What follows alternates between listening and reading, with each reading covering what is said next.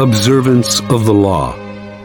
In 59 BC, the future Queen Cleopatra of Egypt, then 10 years old, witnessed the overthrow and banishment of her father, Ptolemy XII, at the hand of his eldest daughters, her own sisters.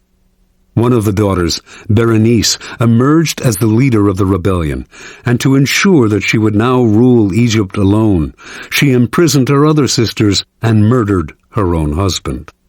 This may have been necessary as a practical step to secure her rule, but that a member of the royal family, a queen no less, would so overtly exact such violence on her own family horrified her subjects and stirred up powerful opposition. 4 years later, this opposition was able to return Ptolemy to power, and he promptly had Berenice and the other elder sisters beheaded. In 51 BC, Ptolemy died, leaving 4 remaining children as heirs. As was the tradition in Egypt, the eldest son, Ptolemy XIII, only 10 at the time, married the elder sister, Cleopatra, now 18, and the couple took the throne together as king and queen. None of the 4 children felt satisfied with this. Everyone, including Cleopatra, wanted more power. A struggle emerged between Cleopatra and Ptolemy, each trying to push the other to the side. In 48 BC, with the help of a government faction that feared Cleopatra's ambitions, Ptolemy was able to force his sister to flee the country, leaving himself as sole ruler. In exile, Cleopatra schemed.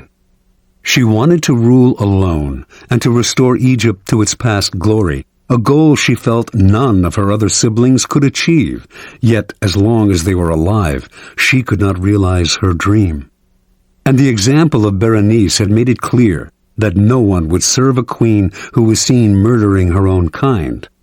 Even Ptolemy XIII had not dared murder Cleopatra, although he knew she would plot against him from abroad.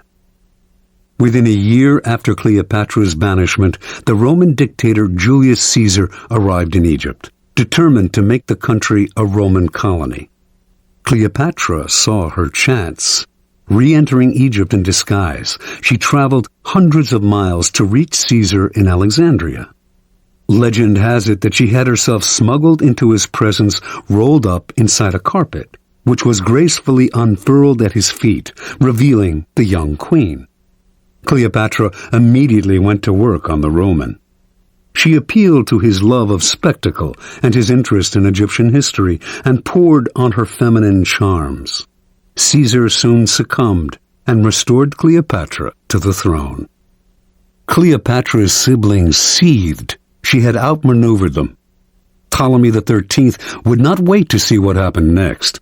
From his palace in Alexandria, he summoned a great army to march on the city and attack Caesar. In response, Caesar immediately put Ptolemy and the rest of the family under house arrest. But Cleopatra's younger sister, Arsinoe, escaped from the palace and placed herself at the head of the approaching Egyptian troops, proclaiming herself Queen of Egypt. Now, Cleopatra finally saw her chance. She convinced Caesar to release Ptolemy from house arrest, under the agreement that he would broker a truce. Of course, she knew he would do the opposite, that he would fight Arsinoe for control of the Egyptian army. But this was to Cleopatra's benefit, for it would divide the royal family. Better still, it would give Caesar the chance to defeat and kill her siblings in battle. Reinforced by troops from Rome, Caesar swiftly defeated the rebels. In the Egyptians' retreat, Ptolemy drowned in the Nile. Caesar captured Arsinoe and had her sent to Rome as a prisoner. He also executed the numerous enemies who had conspired against Cleopatra and imprisoned others who had opposed her. To reinforce her position as uncontested queen, Cleopatra now married the only sibling left, Ptolemy XIV. Only 11 at the time, and the weakest of the lot. 4 years later, Ptolemy mysteriously died of poison. In 41 BC, Cleopatra employed on a second Roman leader, Mark Antony, the same tactic she had used so well on Julius Caesar. After seducing him, she hinted to him that her sister Arsinoe, still a prisoner in Rome, had conspired to destroy him. Mark Antony believed her and promptly had Arsinoe executed, thereby getting rid of the last of the siblings who had posed such a threat to Cleopatra. Interpretation. Legend has it that Cleopatra succeeded through her seductive charms, but in reality, her power came from an ability to get people to do her bidding without realizing they were being manipulated.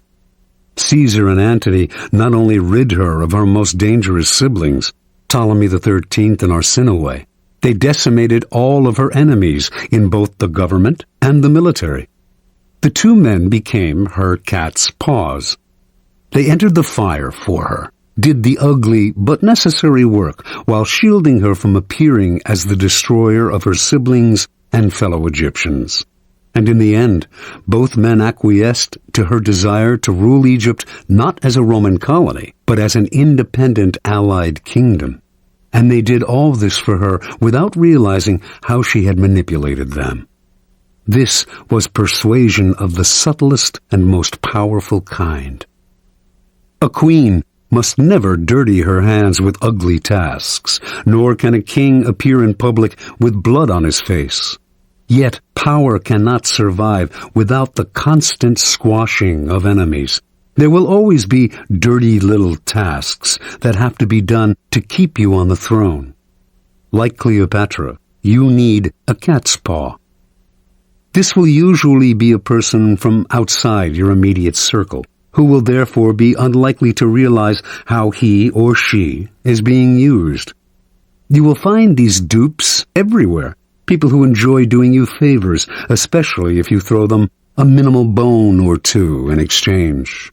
But as they accomplish tasks that may seem to them innocent enough, or at least completely justified, they are actually clearing the field for you, spreading the information you feed them, undermining people they do not realize are your rivals, inadvertently furthering your cause, dirtying their hands while yours remain spotless. Keys to power. As a leader, you may imagine that constant diligence and the appearance of working harder than anyone else signify power. Actually, though, they have the opposite effect. They imply weakness. Why are you working so hard? Perhaps you are incompetent and have to put in extra effort just to keep up. Perhaps you are one of those people who does not know how to delegate and has to meddle in everything.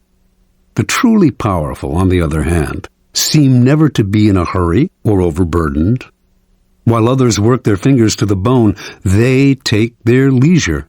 They know how to find the right people to put in the effort while they save their energy and keep their hands out of the fire. Similarly, you may believe that by taking on the dirty work yourself, involving yourself directly in unpleasant actions, you impose your power and instill fear. In fact, you make yourself look ugly and abusive of your high position. Truly powerful people keep their hands clean. Only good things surround them, and the only announcements they make are of glorious achievements.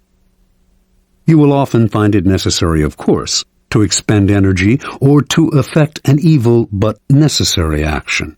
But you must never appear to be this action's agent. Find a cat's paw. Develop the arts of finding, using, and, in time, getting rid of these people when their cat's paw role has been fulfilled. The easiest and most effective way to use a cat's paw is often to plant information with him that he will then spread to your primary target.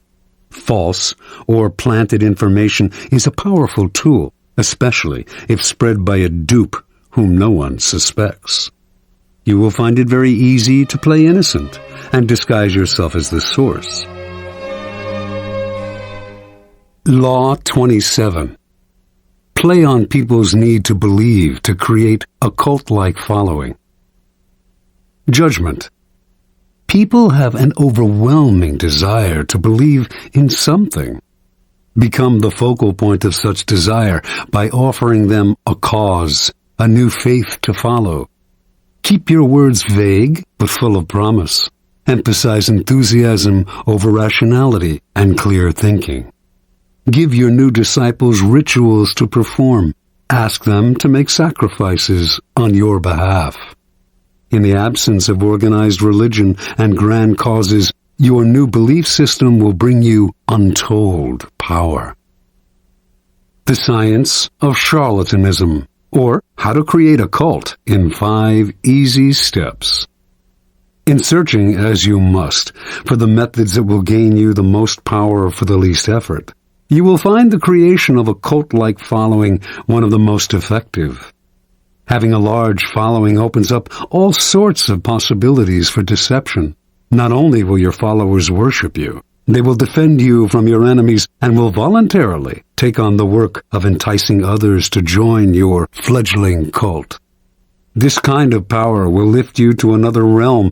You will no longer have to struggle or use subterfuge to enforce your will. You are adored and can do no wrong.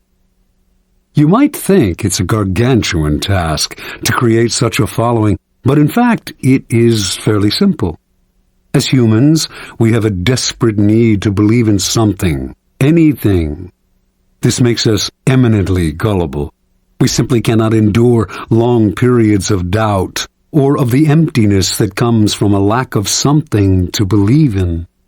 Dangle in front of us some new cause, elixir, get-rich-quick scheme, or the latest technological trend or art movement, and we leap from the water as one to take the bait. Look at history, the chronicles of the new trends and cults that have made a mass following for themselves could fill a library. After a few centuries, a few decades, a few years, a few months, they generally look ridiculous, but at the time they seem so attractive, so transcendental, so divine. Always in a rush to believe in something, we will manufacture saints and faiths out of nothing. Do not let this gullibility go to waste. Make yourself the object of worship.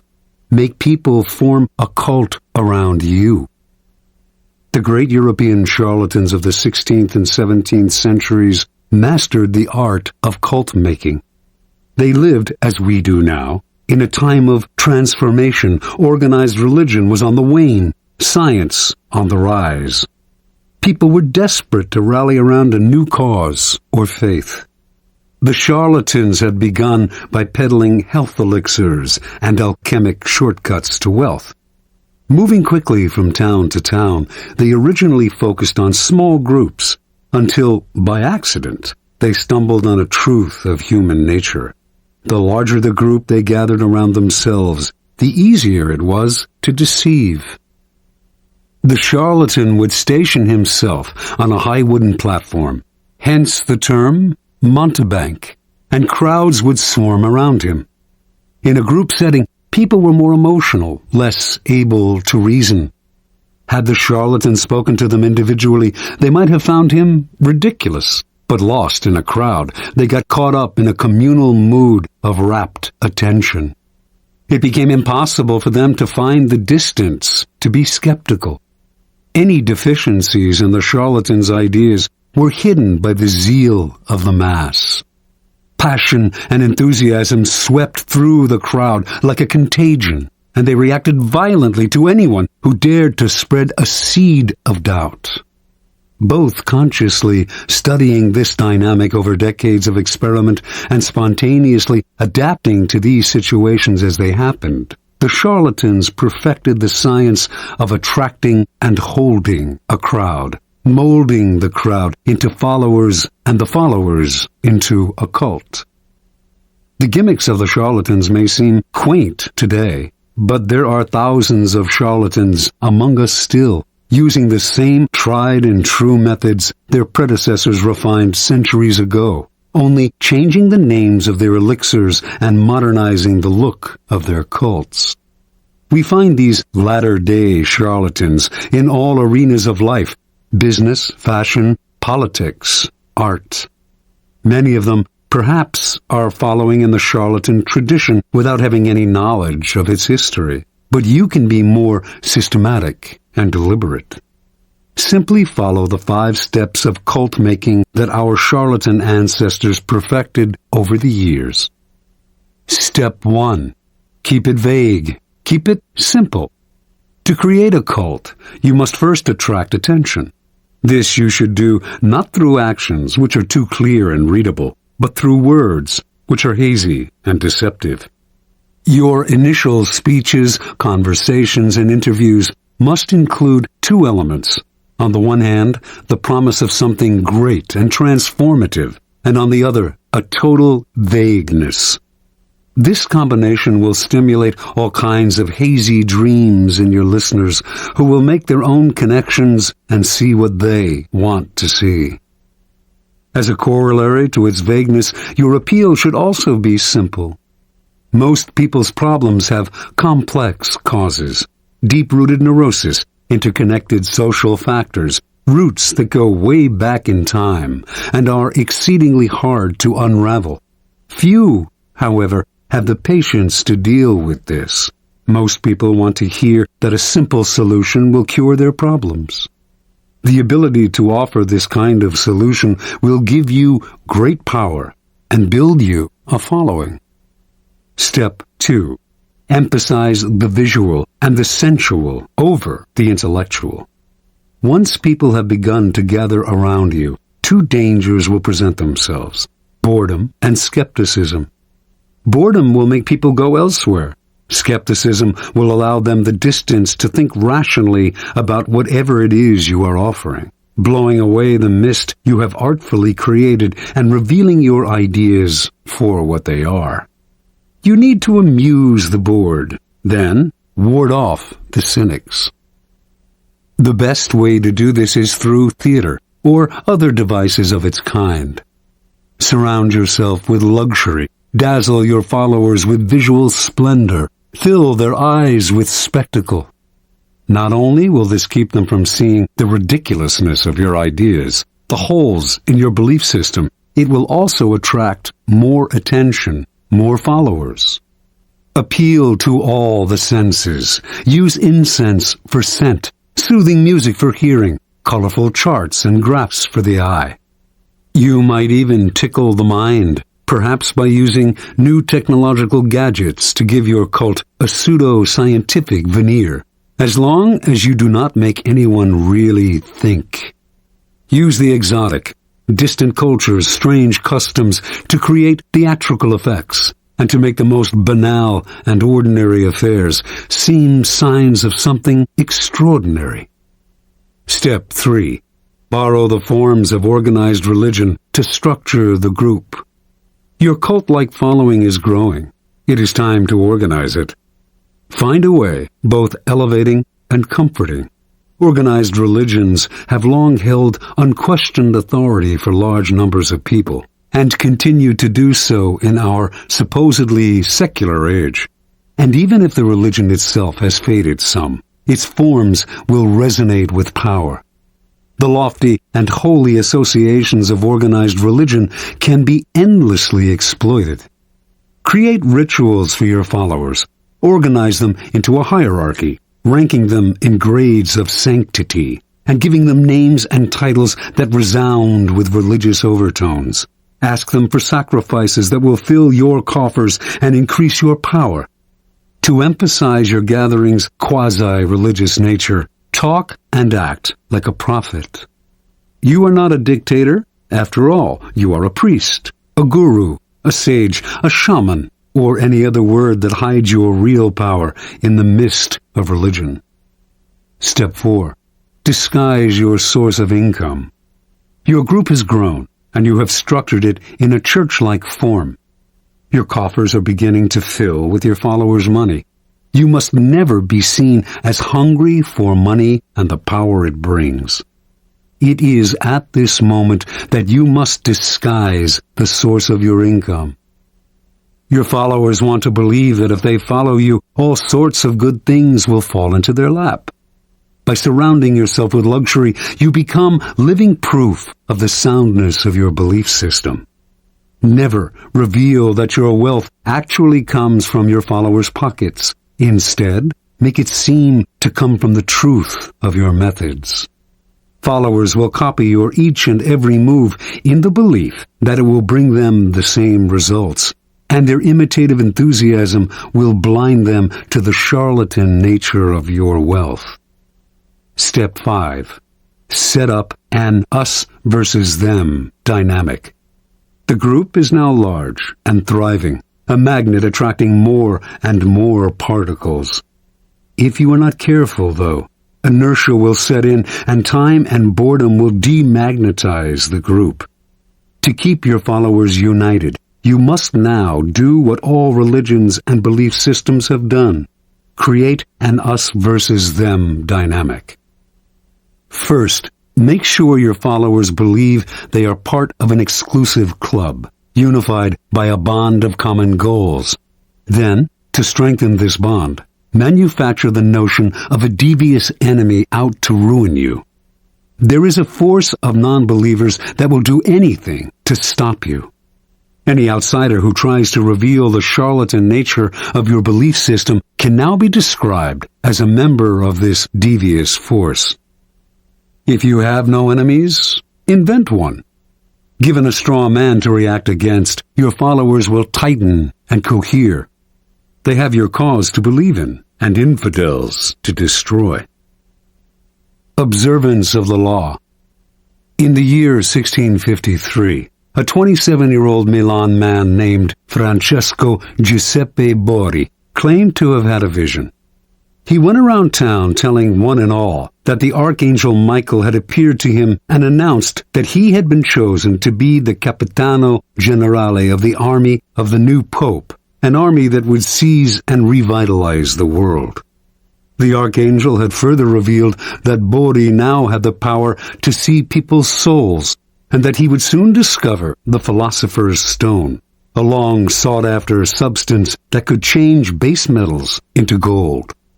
Friends and acquaintances who heard Bori explain the vision and who witnessed the change that had come over him were impressed, for Bori had previously devoted himself to a life of wine, women, and gambling.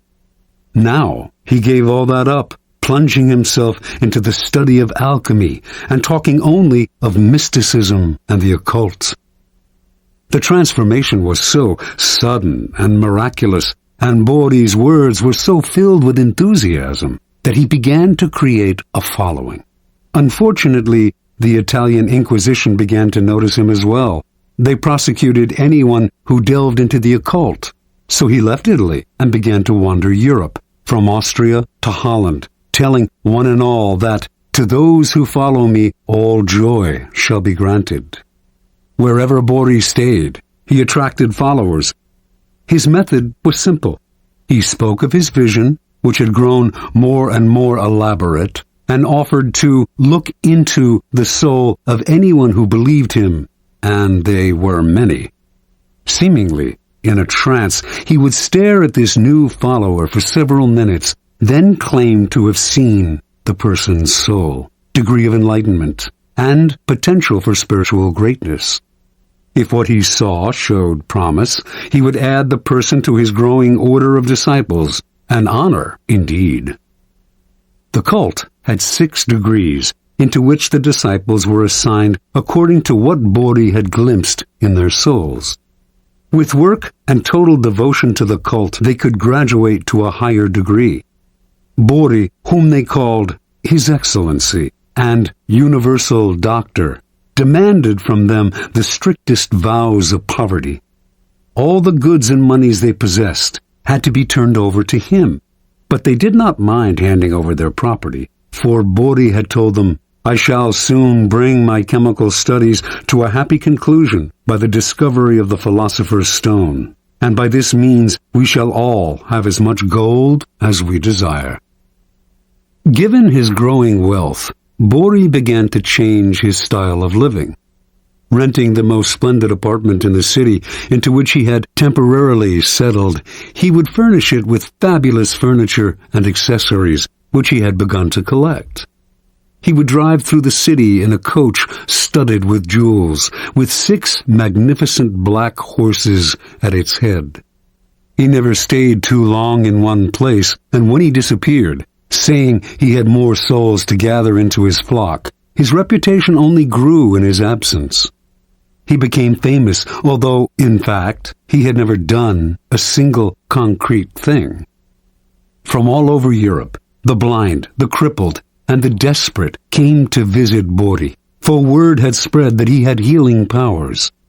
He asked no fee for his services, which only made him seem more marvelous, and indeed some claimed that in this or that city he had performed a miracle cure. By only hinting at his accomplishments, he encouraged people's imaginations to blow them up to fantastic proportions. His wealth, for example, actually came from the vast sums he was collecting from his increasingly select group of rich disciples.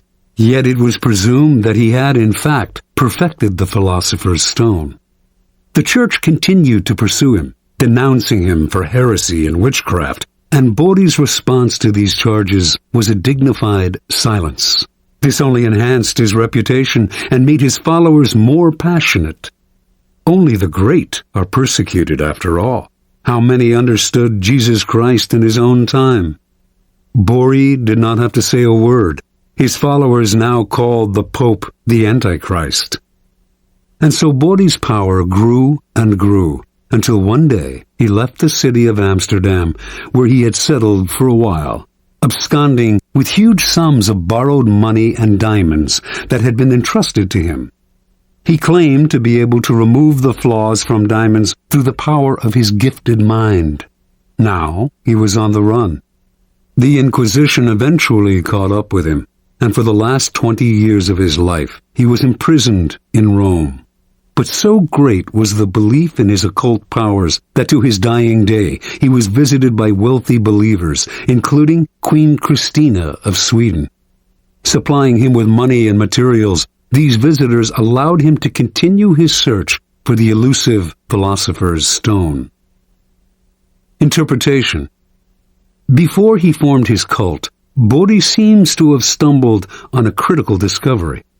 Tiring of his life of debauchery, he had decided to give it up and to devote himself to the occult, a genuine interest of his. He must have noticed, however, that when he alluded to a mystical experience, rather than physical exhaustion, as the source of his conversion, people of all classes wanted to hear more.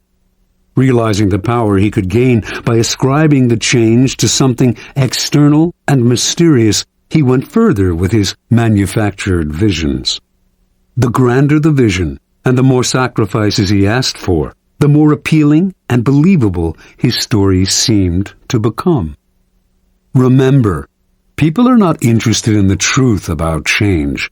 They do not want to hear that it has come from hard work or from anything as banal as exhaustion, boredom, or depression. They are dying to believe in something romantic, otherworldly. They want to hear of angels and out-of-body experiences. Indulge them. Hint at the mystical source of some personal change. Wrap it in ethereal colors. An occult-like following will form around you. Adapt to people's needs. The Messiah must mirror the desires of his followers. And always aim high. The bigger and bolder your illusion, the better. Law 28. Enter action with boldness. Judgment. If you are unsure of a course of action, do not attempt it. Your doubts and hesitations will infect your execution. Timidity is dangerous. Better to enter with boldness. Any mistakes you commit through audacity are easily corrected with more audacity. Everyone admires the bold. No one honors the timid. Boldness and hesitation. A brief psychological comparison. Boldness and hesitation elicit very different psychological responses in their targets. Hesitation puts obstacles in your path. Boldness eliminates them. Once you understand this, you will find it essential to overcome your natural timidity and practice the art of audacity. The following are among the most pronounced psychological effects of boldness and timidity. The bolder the lie, the better. We all have weaknesses, and our efforts are never perfect. But entering action with boldness has the magical effect of hiding our deficiencies. Con artists know that the bolder the lie, the more convincing it becomes. The sheer audacity of the story makes it more credible, distracting attention from its inconsistencies. When putting together a con or entering any kind of negotiation, go further than you planned. Ask for the moon, and you will be surprised how often you get it. Lions circle the hesitant prey.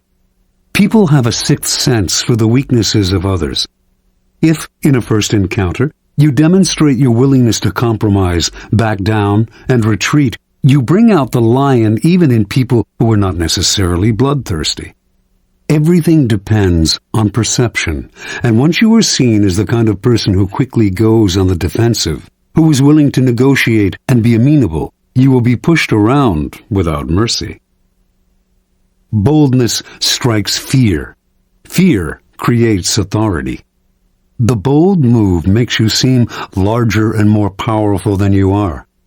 If it comes suddenly, with the stealth and swiftness of a snake, it inspires that much more fear.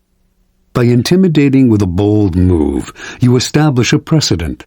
In every subsequent encounter, people will be on the defensive, in terror of your next strike.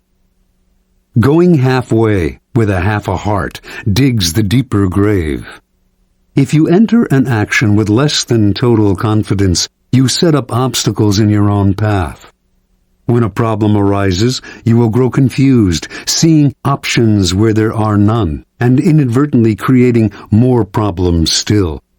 Retreating from the hunter, the timid hare scurries more easily into his snares. Hesitation creates gaps. Boldness obliterates them. When you take time to think, to hem and haw, you create a gap that allows others time to think as well. Your timidity infects people with awkward energy, elicits embarrassment. Doubt springs up on all sides. Boldness destroys such gaps. The swiftness of the move and the energy of the action leave others no space to doubt and worry. In seduction, hesitation is fatal. It makes your victim conscious of your intentions. The bold move crowns seduction with triumph. It leaves no time for reflection. Audacity separates you from the herd. Boldness gives you presence and makes you seem larger than life. The timid fade into the wallpaper. The bold draw attention, and what draws attention draws power. We cannot keep our eyes off the audacious. We cannot wait to see their next bold move. Observance of the law. In 1514, the 22-year-old Pietro Aretino was working as a lowly assistant scullion to a wealthy Roman family. He had ambitions of greatness as a writer, to inflame the world with his name. But how could a mere lackey hope to realize such dreams? That year, Pope Leo X received from the King of Portugal an embassy that included many gifts. Most prominent among them, a great elephant, the first in Rome since imperial times. The pontiff adored this elephant and showered it with attention and gifts. But despite his love and care, the elephant, which was called Anno, became deathly ill. The Pope summoned doctors who administered a 500-pound purgative to the elephant, but all to no avail. The animal died, and the Pope went into mourning. To console himself, he summoned the great painter Raphael and ordered him to create a life-sized painting of Anno above the animal's tomb, bearing the inscription, "What nature took away, Raphael has with his art restored." Over the next few days, a pamphlet circulated throughout Rome that caused great merriment and laughter. Entitled The Last Will and Testament of the Elephant Anno, it read in part, "To my heir, the Cardinal Santa Croce, I give my knees, so that he can imitate my genuflections. To my heir, Cardinal Santi Quattro, I give my jaws, so that he can more readily devour all of Christ's revenues. To my heir, Cardinal Medici, I give my ears, so that he can hear everyone's doings. To Cardinal Grassi, who had a reputation for lechery, the elephant bequeathed the appropriate, oversized part of his own anatomy."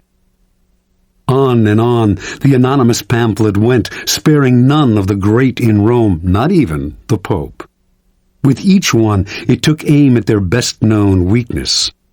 The pamphlet ended with verse, "See to it that Aretino is your friend, for he is a bad enemy to have.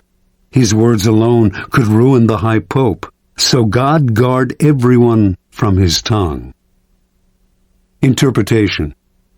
With one short pamphlet, Aretino, son of a poor shoemaker and a servant himself, hurled himself to fame. Everyone in Rome rushed to find out who this daring young man was. Even the Pope, amused by his audacity, sought him out and ended up giving him a job in the papal service. Over the years, he came to be known as the Scourge of Princes, and his biting tongue earned him the respect and fear of the great, from the King of France to the Habsburg Emperor. The Aretino strategy is simple. When you are as small and obscure as David was, you must find a Goliath to attack. The larger the target, the more attention you gain. The bolder the attack, the more you stand out from the crowd, and the more admiration you earn. Society is full of those who think daring thoughts, but lack the guts to print and publicize them. Voice what the public feels. The expression of shared feelings is always powerful. Search out the most prominent target possible and sling your boldest shot. The world will enjoy the spectacle and will honor the underdog. You, that is, with glory and power. Keys to power. Most of us are timid. We want to avoid tension and conflict, and we want to be liked by all. We may contemplate a bold action, but we rarely bring it to life. We are terrified of the consequences, of what others might think of us, of the hostility we will stir up if we dare go beyond our usual place. Although we may disguise our timidity as a concern for others, a desire not to hurt or offend them, in fact, it is the opposite. We are really self-absorbed, worried about ourselves and how others perceive us. Boldness, on the other hand, is outer-directed and often makes people feel more at ease, since it is less self-conscious and less repressed. Few are born bold. Even Napoleon had to cultivate the habit on the battlefield, where he knew it was a matter of life and death. In social settings, he was awkward and timid, but he overcame this and practiced boldness in every part of his life because he saw its tremendous power, how it could literally enlarge a man, even one who, like Napoleon, was in fact conspicuously small. You must practice and develop your boldness. You will often find uses for it. The best place to begin is often the delicate world of negotiation, particularly those discussions in which you are asked to set your own price. How often we put ourselves down by asking for too little. When Christopher Columbus proposed that the Spanish court finance his voyage to the Americas, he also made the insanely bold demand that he be called Grand Admiral of the Ocean. The court agreed. The price he set was the price he received. He demanded to be treated with respect, and so he was. Understand, if boldness is not natural, neither is timidity. It is an acquired habit, picked up out of a desire to avoid conflict. If timidity has taken hold of you, then root it out. Your fears of the consequences of a bold action are way out of proportion to reality, and in fact, the consequences of timidity are worse. Your value is lowered, and you create a self-fulfilling cycle of doubt and disaster. Remember, the problems created by an audacious move can be disguised, even remedied, by more and greater audacity. Law 29. Plan all the way to the end. Judgment. The ending is everything. Plan all the way to it, taking into account all the possible consequences, obstacles, and twists of fortune that might reverse your hard work and give the glory to others. By planning to the end, you will not be overwhelmed by circumstances, and you will know when to stop. Gently guide fortune and help determine the future by thinking far ahead. Transgression of the law. In 1510, a ship set out from the island of Hispaniola, now Haiti and the Dominican Republic, for Venezuela, where it was to rescue a besieged Spanish colony. Several miles out of port, a stowaway climbed out of a provision chest. Vasco Núñez de Balboa, a noble Spaniard who had come to the New World in search of gold, but had fallen into debt and had escaped his creditors by hiding in the chest. Balboa had been obsessed with gold ever since Columbus had returned to Spain from his voyages with tales of a fabulous but as yet undiscovered kingdom called El Dorado. Balboa was one of the first adventurers to come in search of Columbus's land of gold, and he had decided from the beginning that he would be the one to find it, through sheer audacity and single-mindedness. Now that he was free of his creditors, nothing would stop him. Unfortunately, the ship's owner, a wealthy jurist named Francisco Fernandez de Encisco, was furious when told of the stowaway, and he ordered that Balboa be left on the first island they came across. Before they found any island, however, Encisco received news that the colony he was to rescue had been abandoned. This was Balboa's chance.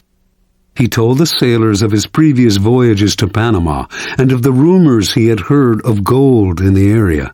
The excited sailors convinced Encisco to spare Balboa's life and to establish a colony in Panama. Weeks later, they named their new settlement Darien. Darien's first governor was Encisco, but Balboa was not a man to let others steal the initiative. He campaigned against Encisco among the sailors, who eventually made it clear that they preferred him as governor. Encisco fled to Spain, fearing for his life. Months later, when a representative of the Spanish crown arrived to establish himself as the new official governor of Darien, he was turned away. On his return voyage to Spain, this man drowned. The drowning was accidental, but under Spanish law, Balboa had murdered the governor and usurped his position. Balboa's bravado had got him out of scrapes before, but now his hopes of wealth and glory seemed doomed.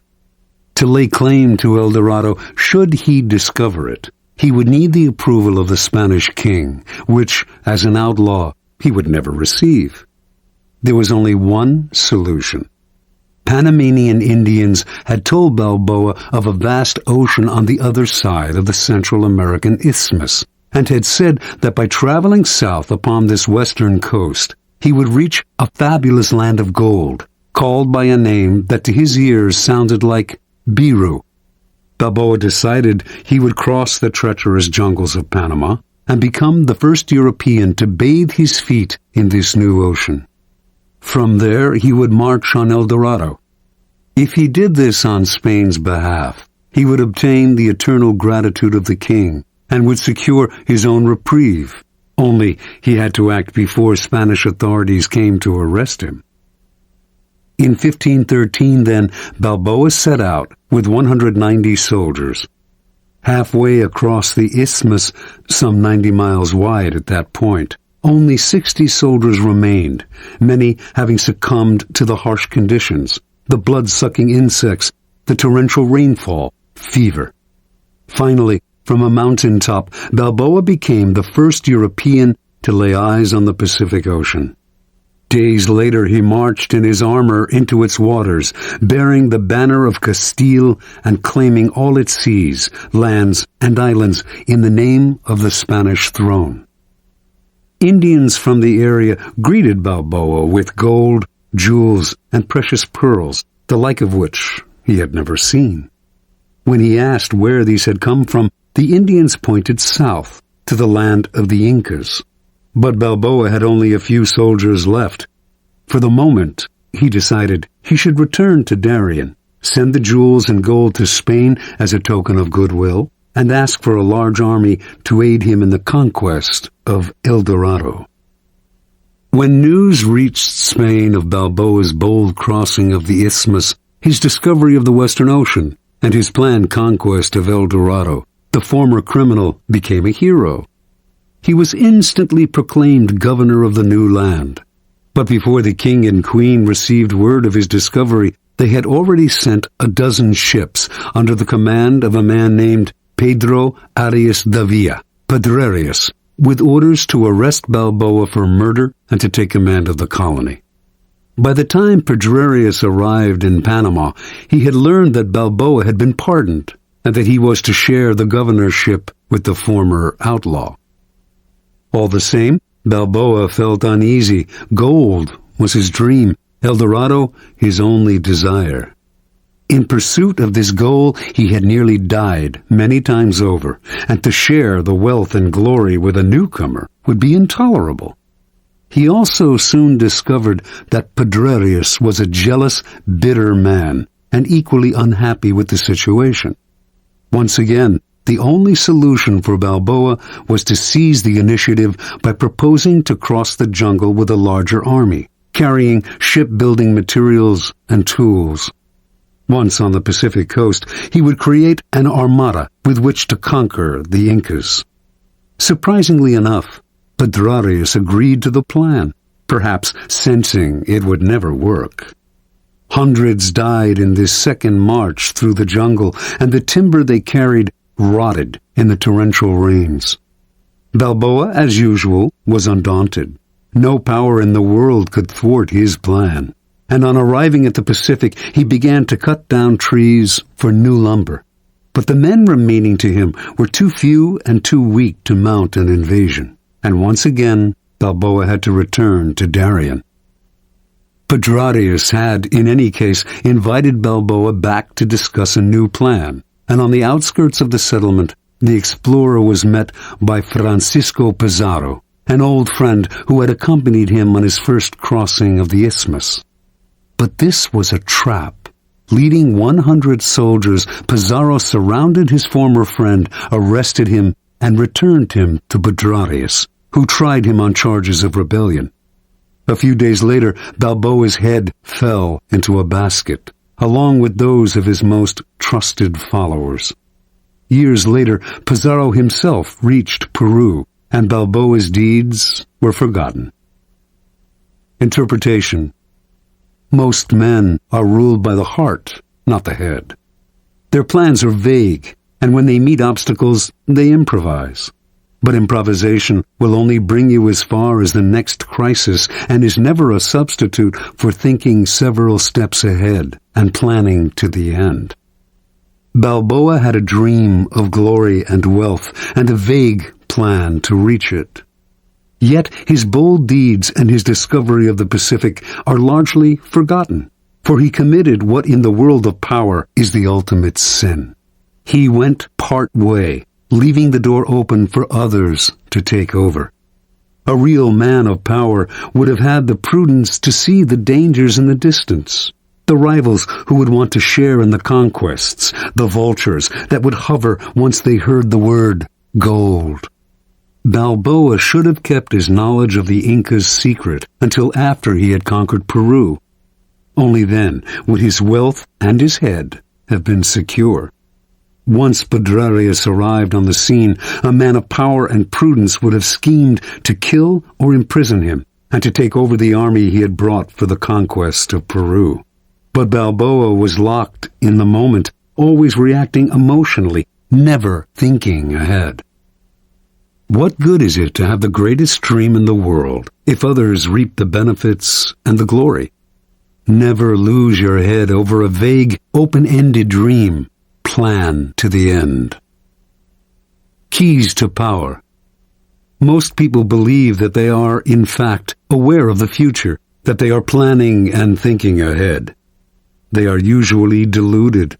What they are really doing is succumbing to their desires, to what they want the future to be. Their plans are vague, based on their imaginations, rather than their reality.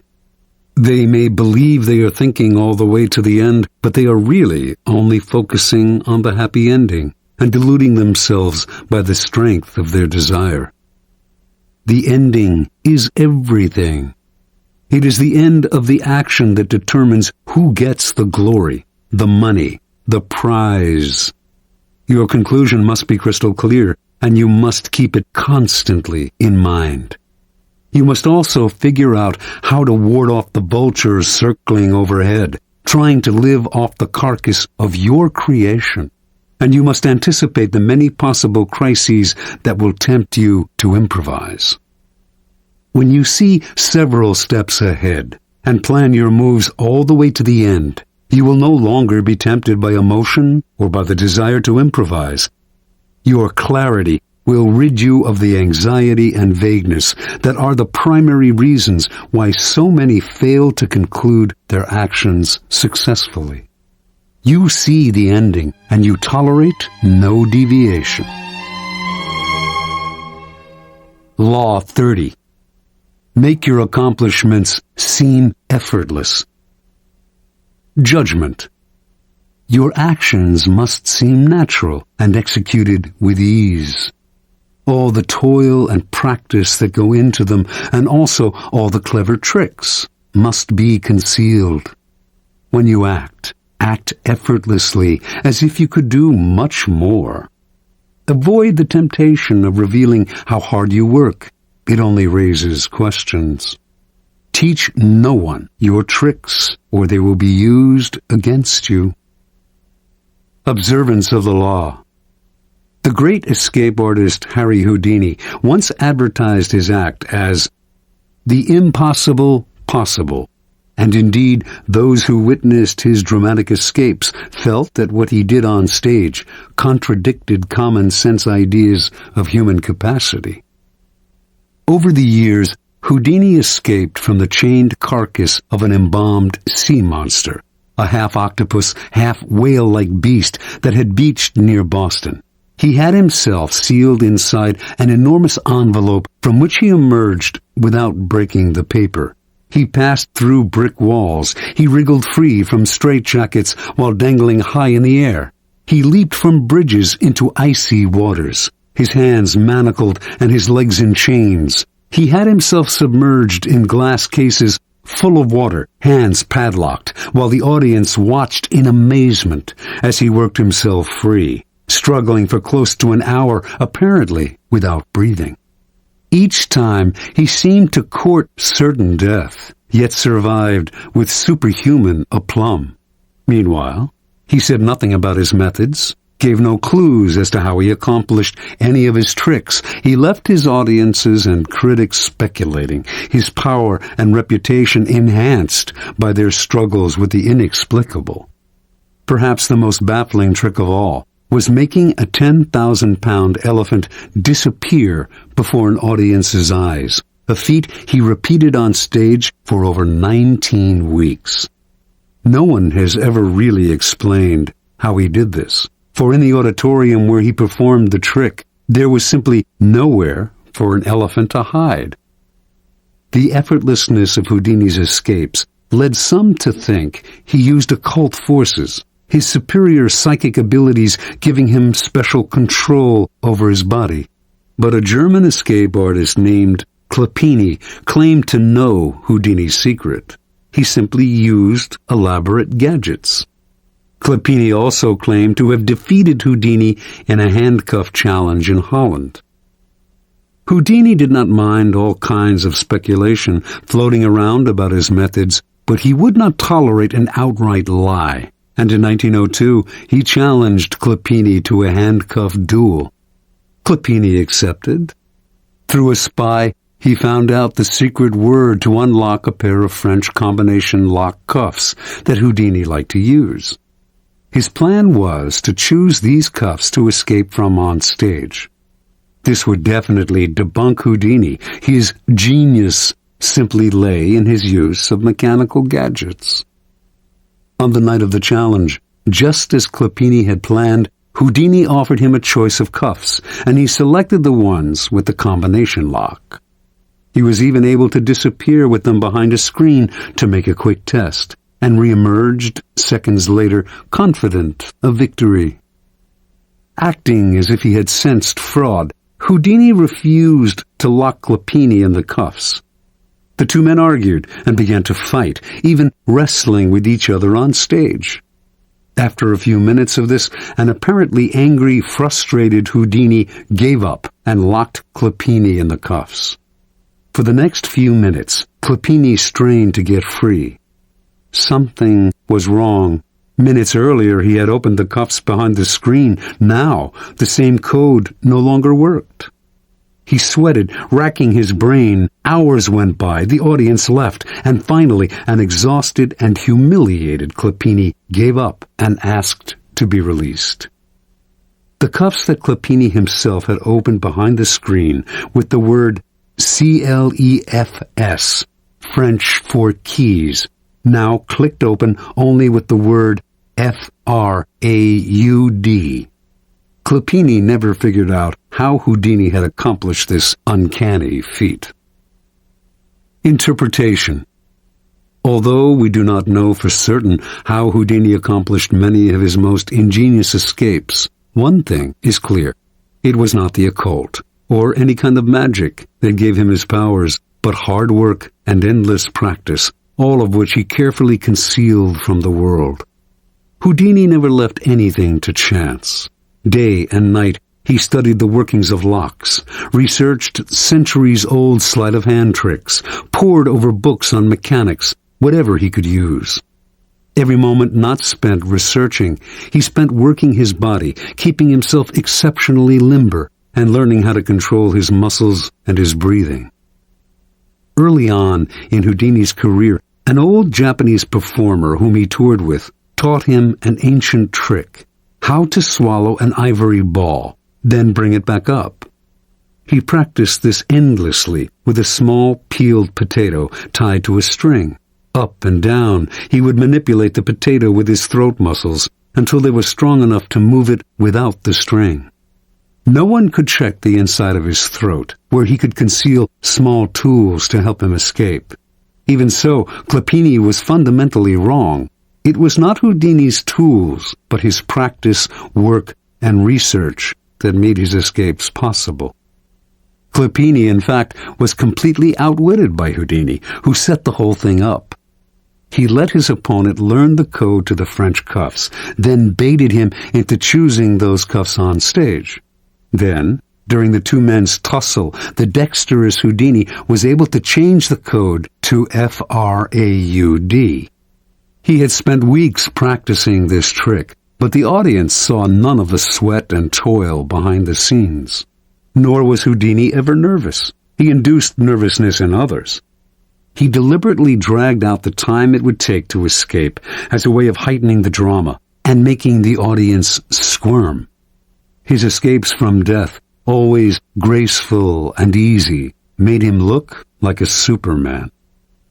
As a person of power, you must research and practice endlessly before appearing in public, on stage, or anywhere else.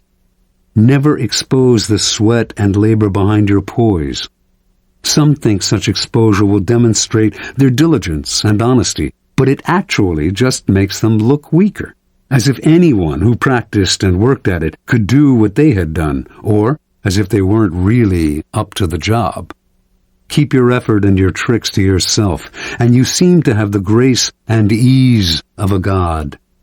One never sees the source of a god's power revealed. One only sees its effects.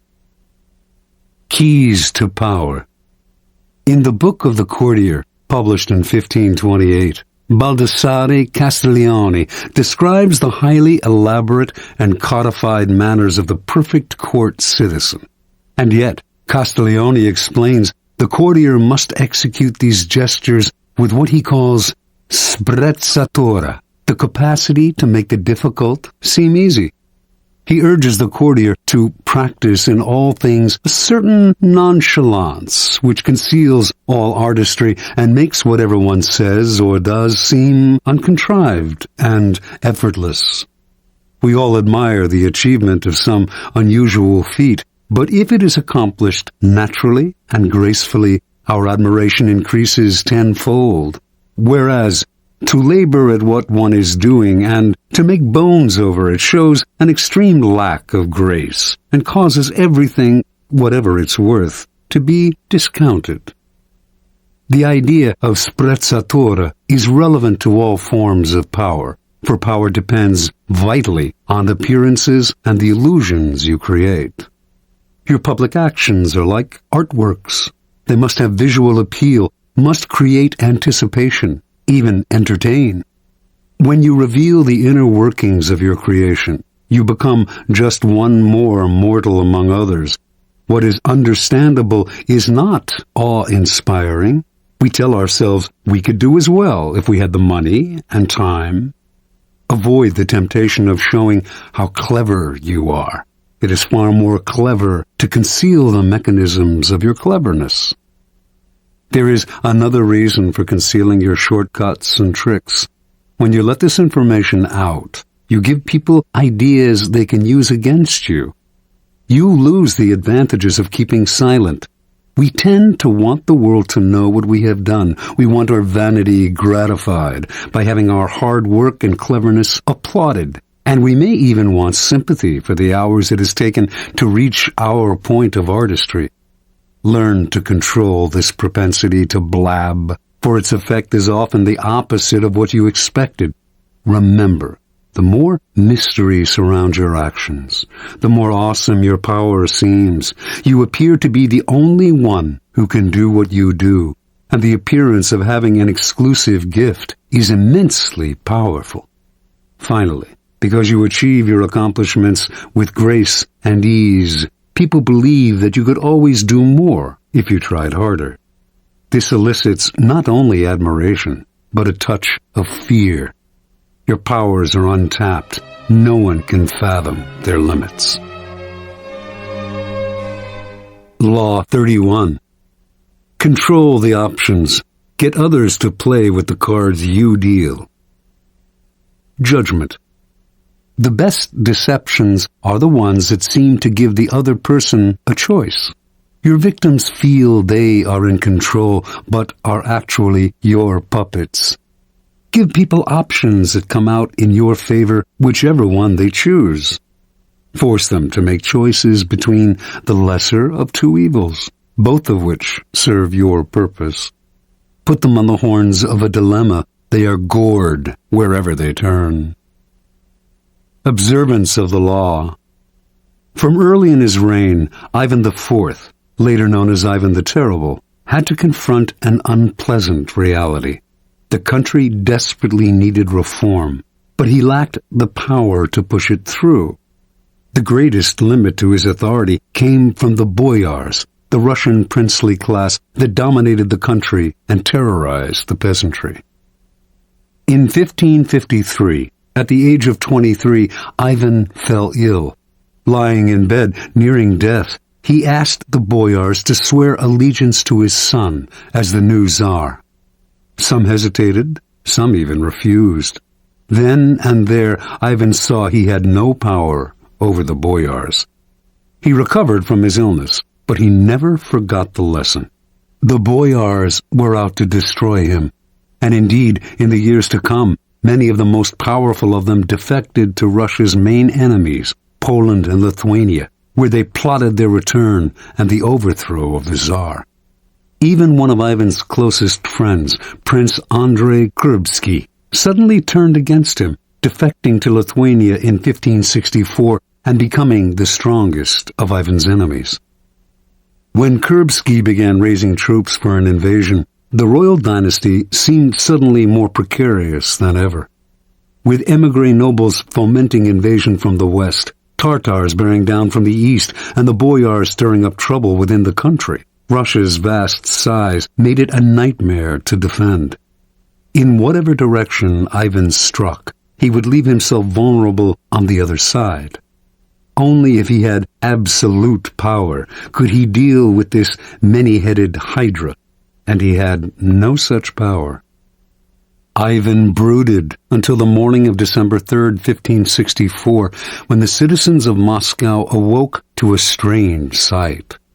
Hundreds of sleds filled the square before the Kremlin, loaded with the Tsar's treasures and with provisions for the entire court. They watched in disbelief as the Tsar and his court boarded the sleds and left town. Without explaining why, he established himself in a village south of Moscow. For an entire month, a kind of terror gripped the capital, for the Muscovites feared that Ivan had abandoned them to the bloodthirsty boyars. Shops closed up, and riotous mobs gathered daily. Finally, on January 3rd of 1565, a letter arrived from the Tsar, explaining that he could no longer bear the boyars' betrayals and had decided to abdicate once and for all. Read aloud in public, the letter had a startling effect. Merchants and commoners blamed the boyars for Ivan's decision and took to the streets, terrifying the nobility with their fury. Soon a group of delegates representing the church, the princes, and the people made the journey to Ivan's village and begged the Tsar, in the name of the Holy Land of Russia, to return to the throne. Ivan listened, but would not change his mind. After days of hearing their pleas, however, he offered his subjects a choice. Either they grant him absolute powers to govern as he pleased, with no interference from the boyars, or they find a new leader. Faced with a choice between civil war and the acceptance of despotic power, almost every sector of Russian society opted for a strong Tsar, calling for Ivan's return to Moscow and the restoration of law and order. In February, with much celebration, Ivan returned to Moscow. The Russians could no longer complain if he behaved dictatorially. They had given him this power themselves. Interpretation. Withdrawal and disappearance are classic ways of controlling the options. You give people a sense of how things will fall apart without you, and you offer them a choice. I stay away, and you suffer the consequences, or I return under circumstances that I dictate. In this method of controlling people's options, they choose the option that gives you power because the alternative is just too unpleasant. You force their hand, but indirectly, they seem to have a choice. Whenever people feel they have a choice, they walk into your trap that much more easily. Keys to power. Words like freedom, options, and choice evoke a power of possibility far beyond the reality of the benefits they entail. When examined closely, the choices we have in the marketplace, in elections, in our jobs, tend to have noticeable limitations. They are often a matter of a choice simply between A and B, with the rest of the alphabet out of the picture. Yet, as long as the faintest mirage of choice flickers on, we rarely focus on the missing options. We choose to believe that the game is fair and that we have our freedom. We prefer not to think too much about the depth of our liberty to choose. This supplies the clever and cunning with enormous opportunities for deception. For people who are choosing between alternatives find it hard to believe they are being manipulated or deceived. They cannot see that you are allowing them a small amount of free will in exchange for a much more powerful imposition of your own will. Setting up a narrow range of choices, then, should always be a part of your deceptions. There is a saying, if you can get the bird to walk into the cage on its own, it will sing that much more prettily.